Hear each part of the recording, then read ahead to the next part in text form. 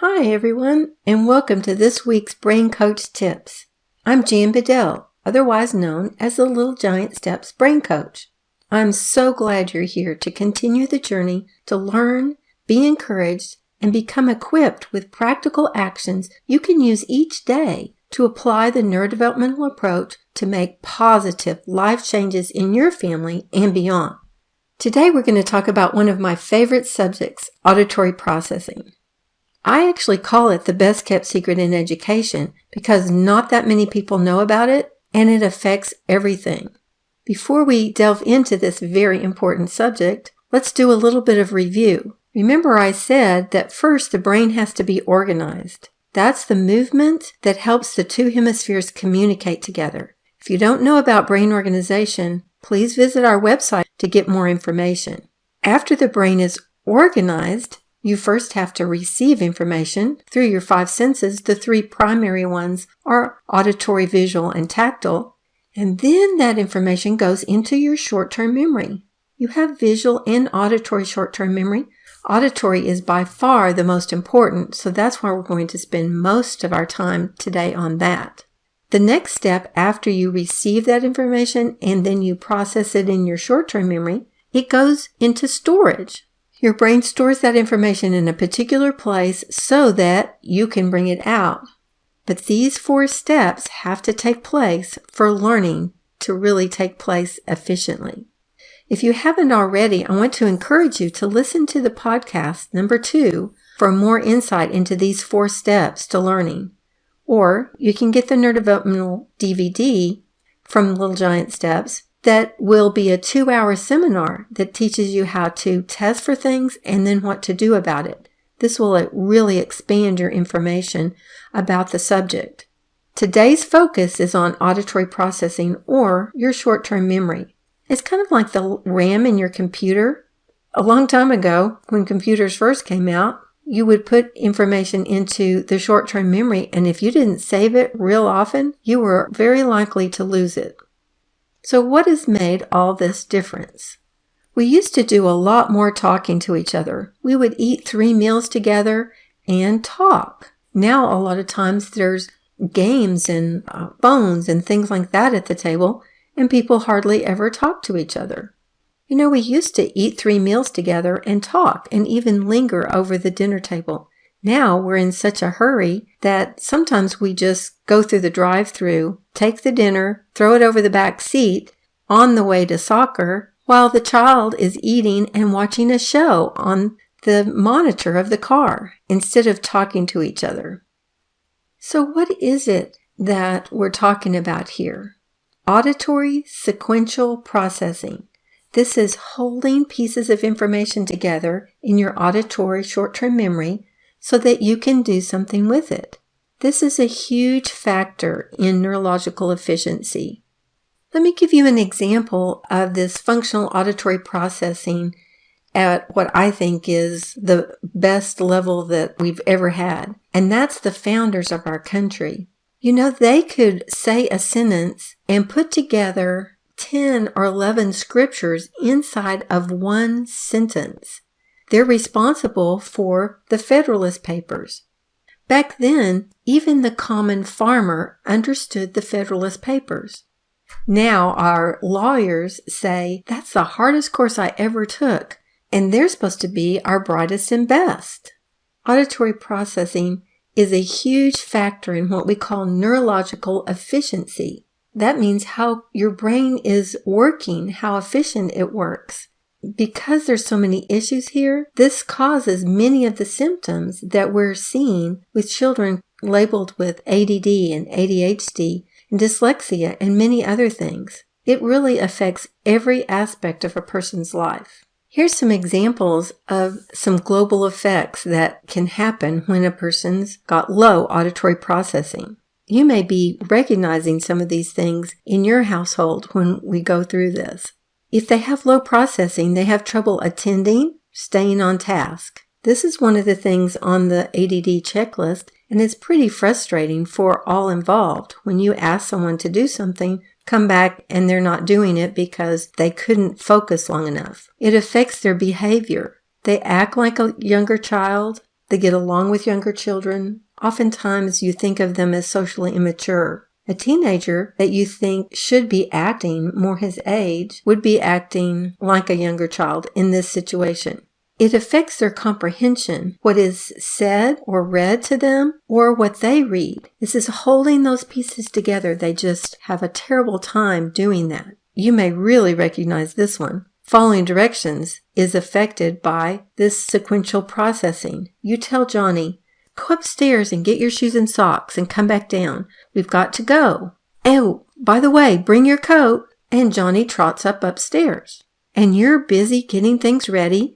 You've got everything ready, and now you're waiting, and now you're waiting some more, and Johnny's still not here, and now you're mad. You're stomping up the stairs going, what are you doing? And he gives you this deer in the headlight look like, was I supposed to be doing something?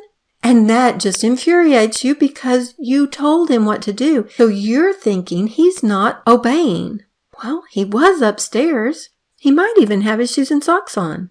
After that, the instructions were wah, wah, wah, wah, wah, wah. He didn't hold those instructions, so that it was impossible for him to follow that sequence of instructions that you gave him. So sometimes people treat this behaviorally when it's really a processing issue. Processing affects your conceptual thinking too. You can't see the big picture. And so the person is often more impulsive. They take actions and don't think about the consequences, or they don't look at cause and effect in the right way. The conversational language is affected. This person with low processing often interrupts you, and you can tell them to wait and train them, just hold that thought. And as soon as you're through talking and you turn to them and say, okay, what did you need? And he just looks at you dejectedly and says, I forgot, never mind. So he really couldn't hold those pieces together long enough with that distraction of you talking to remember what he was going to tell you. Or you might even talk off topic. You're talking along and you've left a certain topic and gone on to something else, but something caught his attention and he stayed back there with the first thought. He put something in there that's not really appropriate to your conversation, and it seems quite awkward when people do that. It even affects their creative writing ability. Their writing is going to be much more immature. The sentences are going to be short, and they can't really attend to the topic that they're on. They can't follow through with the directions that you've given them to write, and they can't think in a big picture to follow their story all the way through. They can't really think in the big picture to get from the first of their story to the end of their story. Auditory processing not only globally affects you, it affects you from very early age. Let's take a 1-year-old, for instance. If you've taught your child to wave goodbye by showing them, taking their hand and waving it, or waving yourself, and you've told him wave bye-bye, and you can just say wave bye-bye and the child does it on their own, that means they're processing at a 1. They can hear one piece of information and act on it. This is kind of a problem when you just process 1 because it's basically mom. I want mom.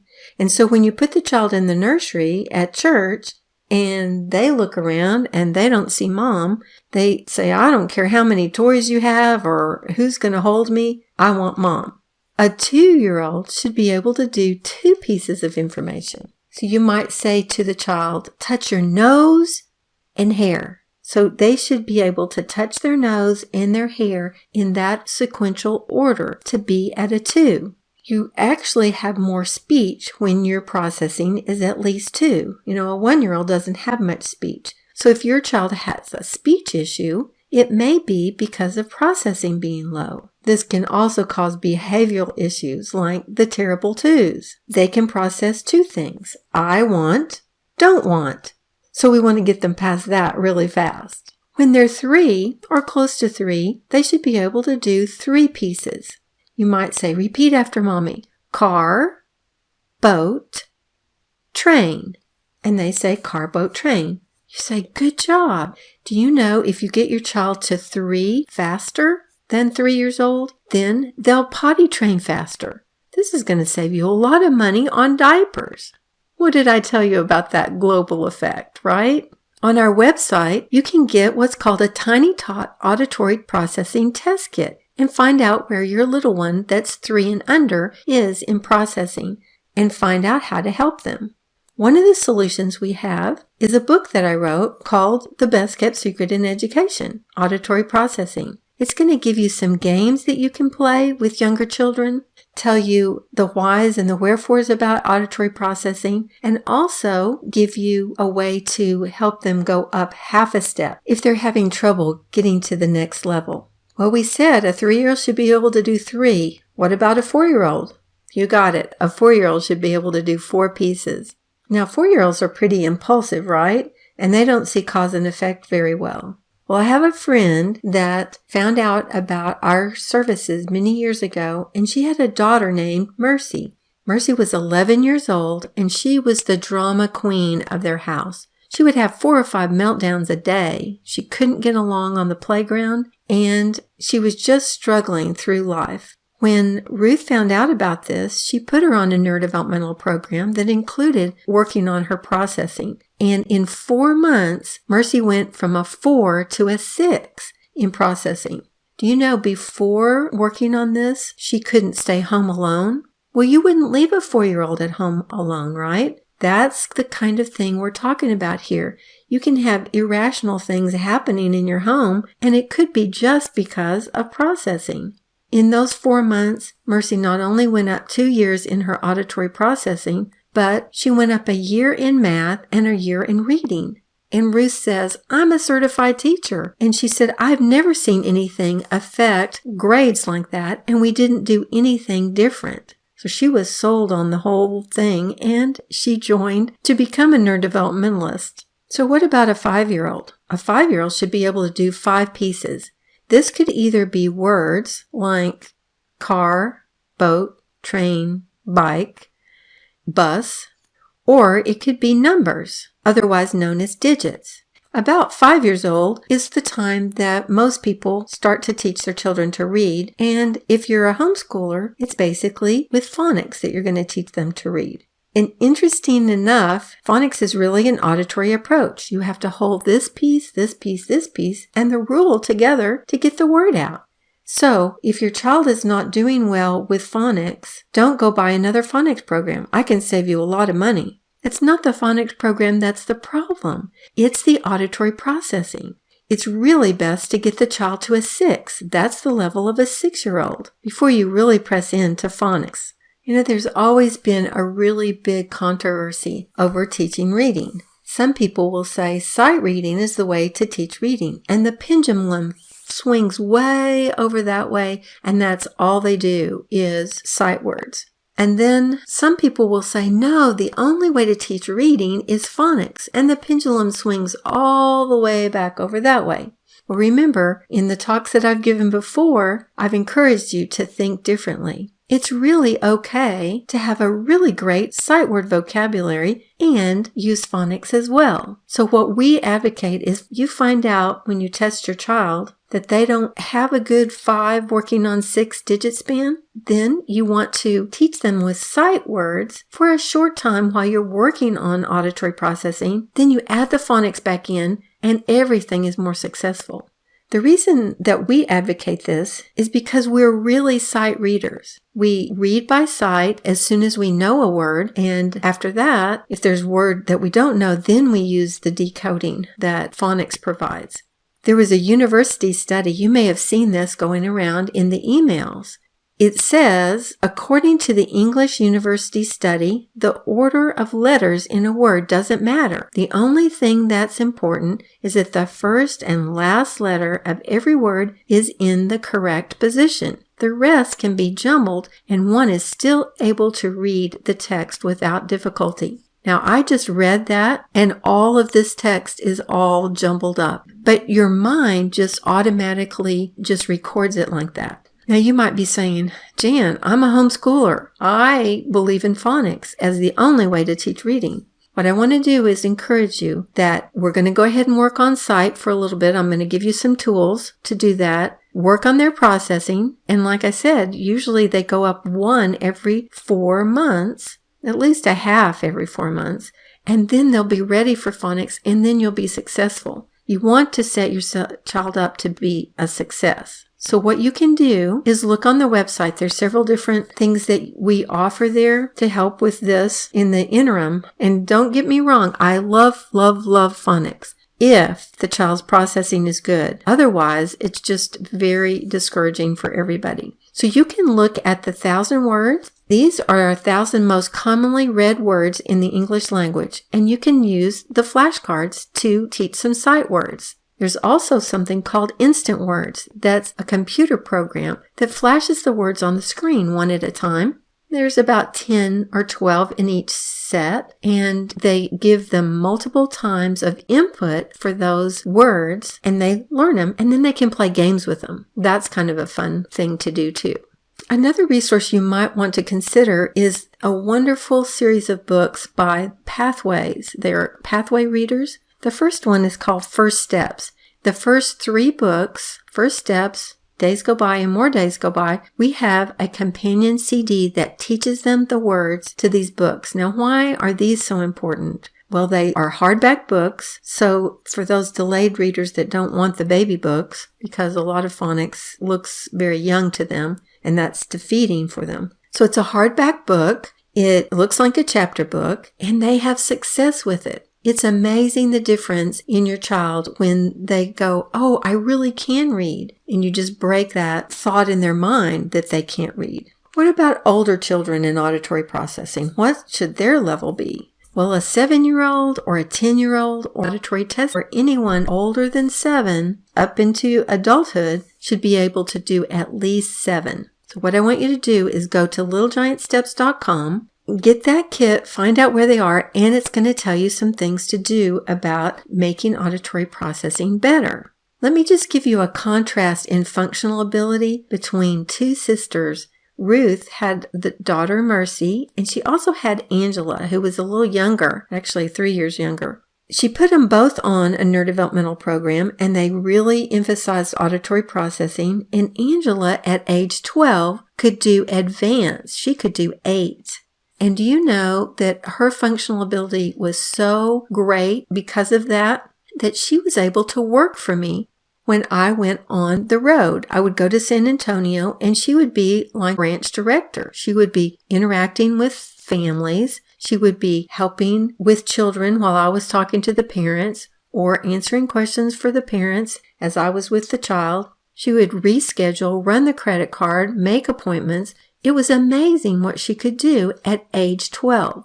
You definitely want to test your husband as well, because processing has everything to do with conversational language. You really need an 8 for good conversational language. And when you find out your spouse is processing, the reason for some of those misunderstandings may become much more clear to you. This low ability is affecting our whole culture. Just think about how our political system has gone. Many are not seeing the big picture and the ramifications on our posterity. When I say this is the best kept secret and it's very significant, I'm not just spouting some platitude. Those of us that are Christians are mandated to raise leaders. If the young person going off to college has good processing, not only will they have the ease of just going through the materials that the professor's spouting from the front of the room, they will have the conceptual thinking to be able to discern what is in their core beliefs and what's happening around them. So if someone going to college, you want to get them to 9 in processing. They'll really be flying through college easily then. If they want to be doctors, get them to 12. That will really make a huge difference. And if they want to be lawyers, at least a 12. Can you imagine being able to hold the pieces together of all the things that are being said? What an advantage that would be to a lawyer or to an executive or anyone in business? You may be thinking, my day is really full. This sounds really important, but how much time is it going to take? It literally only takes 2 minutes twice a day to practice these kinds of activities, and the results are amazing.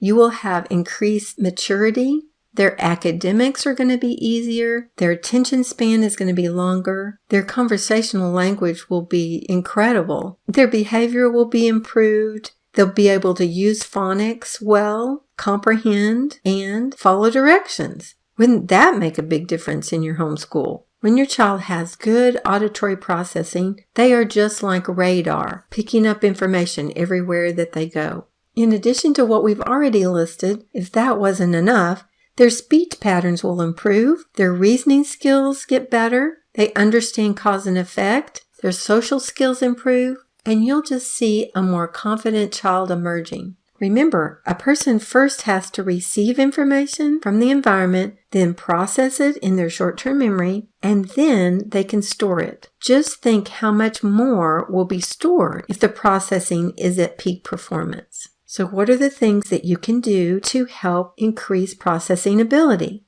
You can do that 2-minute activity called digit spans. On our website, there's a deck of 125 cards that have digits in random order on them with instructions on how to use it for auditory and visual short-term memory. Remember, we've only talked about auditory today. We'll get to visual later, but this is so impactful for our whole culture that we really have to start there. Another thing you can do is read to your child. Now, I love that homeschoolers are bringing this very much into the forefront. Reading an hour a day is really the goal that you want to have. At first, you're not going to be able to do that at one sitting, and some children are going to have to be playing with something or have something in their hand during that time to be able to attend. But shoot for an hour a day. And when you don't have time to read to them, they should be listening to audiobooks. Now, this is not a book that they're looking at the pictures. It's just they're listening. So the more they listen, the more they develop that auditory processing.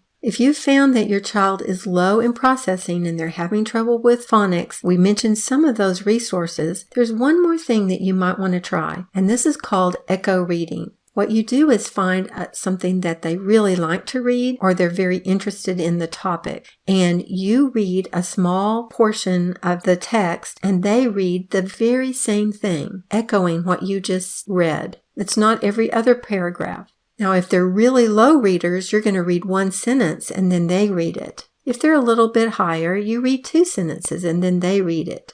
If they're a little bit better, you can read a whole paragraph and then they read that paragraph after you. This will make such a difference in their fluency, in their word recognition, in their confidence, in their vocabulary. It just helps everything. The first steps that I was telling you about earlier, that is the book that has the CD with it. The first 3 do. But the other pathway readers are excellent for this echo reading. You can find those on our website as well. Just know that you have the power to make a difference. You just need some guidance as to what to do.